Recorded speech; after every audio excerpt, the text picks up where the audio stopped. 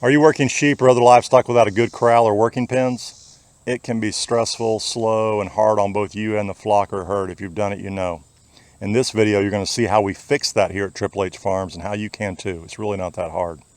I'll walk you through our layout, our build process, what we would already change, but how it's going to transform our sheep handling from here going forward. Undoubtedly it will. If you stick around, we're getting the details.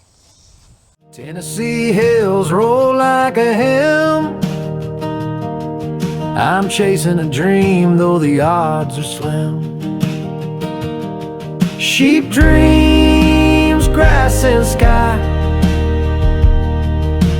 building a life where the eagles fly. Sweat and hope in the soul I keep, counting stars, counting sheep.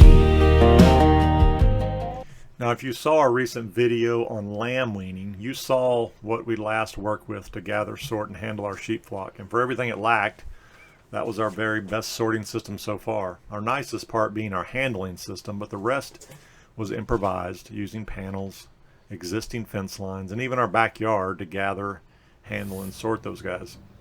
Now, we made it through that, but it could have went better. As soon as we were done with that, I made it a priority just to start planning our new corral and pens, because that system's just not going to work as our flock continues to grow. So first I did a little research, and then I started sketching out those ideas that I had researched onto paper at my desk.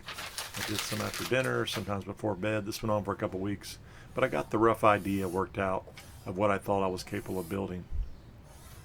Now, when we first started raising sheep, we got by with panels and feed buckets and a lot of patience, just like a lot of folks do. But as this flock continues to grow, so does the chaos, and I don't want that for next year, and certainly not as my flock continues to grow.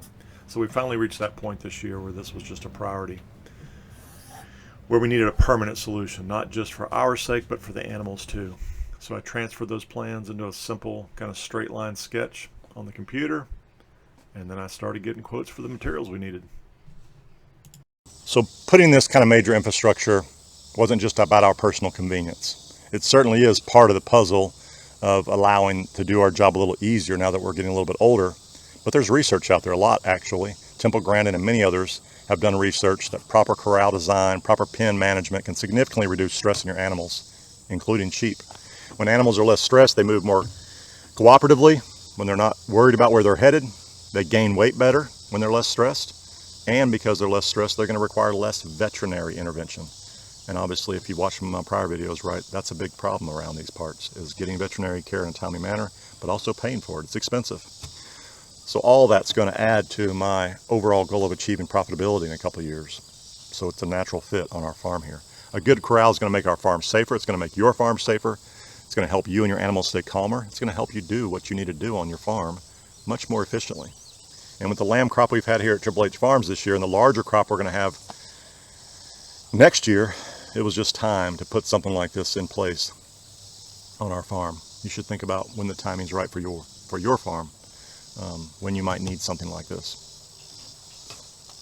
Obviously, I did a lot of research when I was planning this corral, these pens. And for the main holding pens, the research standard for temporary facilities, which this obviously is, they won't reside in these pens. My sheep reside on the pasture where they belong. But when we need to temporarily move them in here, I was worried about how much space I would need, not only for my current flock, but for the flock I envision at our farm in a couple of years. And the temporary standard, the research out there, the standard for temporary facilities, if I can spit that out, is only about 4 square feet per sheep. That doesn't seem like much to me, but again, it's for temporary housing. That's much tighter than general housing where they're actually going to reside and eat and do their business. But when you're working sheep, moderate confinement actually reduces the stress and makes handling smoother. The fact that they're bunched up together, which they would normally do when stressed, is a safer environment for them. Too much space, they actually are going to scatter and get a little too flighty, and they panic, and they might get injured. They'll run into the sides of a pen or a corral. So you want them relatively tight when you're doing temporary things, when you're handling them, touching them, and when you're close proximity to them in a temporary facility. So 4 square feet per sheep is the research standard out there.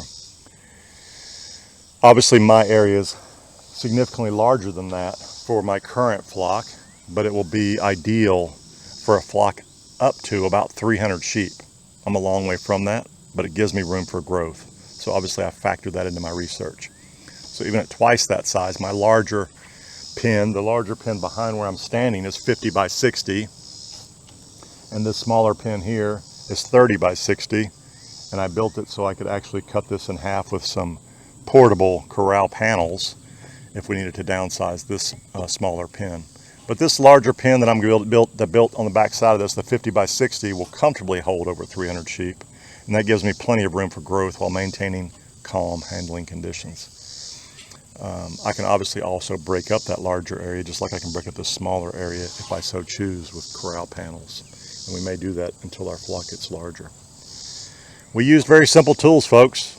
A measuring tape, some flags, a lot of pacing it out, walking it off, deciding where we wanted this in conjunction with the shade that comes in the evenings and it's here in the morning. Depending on what kind of day we're going to use our pen, you want to give that some thought too. We also paid close attention to drainage and how it connects to our larger pasture.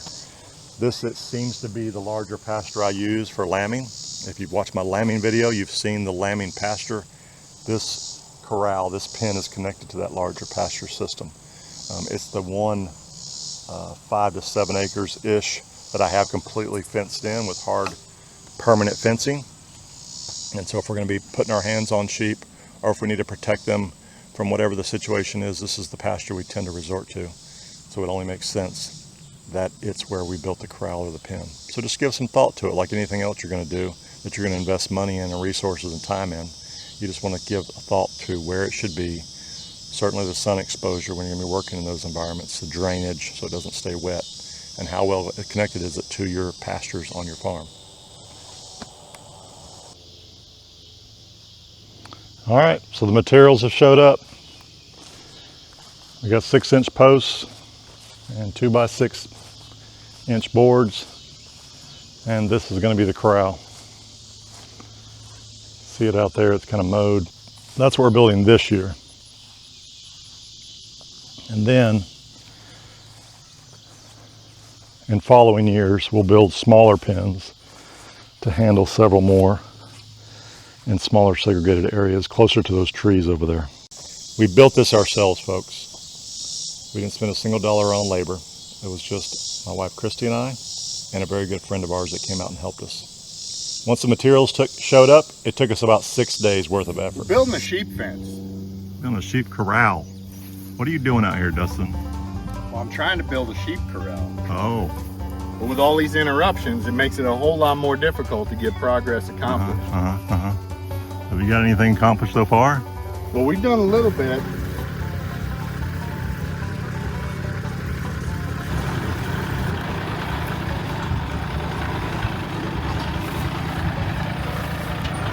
Bring it back. A little more. Right there. Hang on.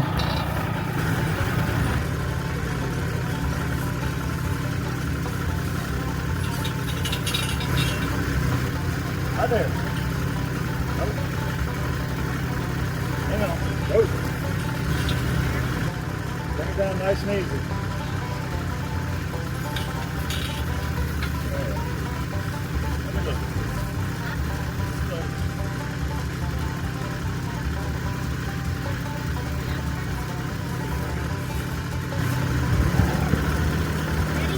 Ready?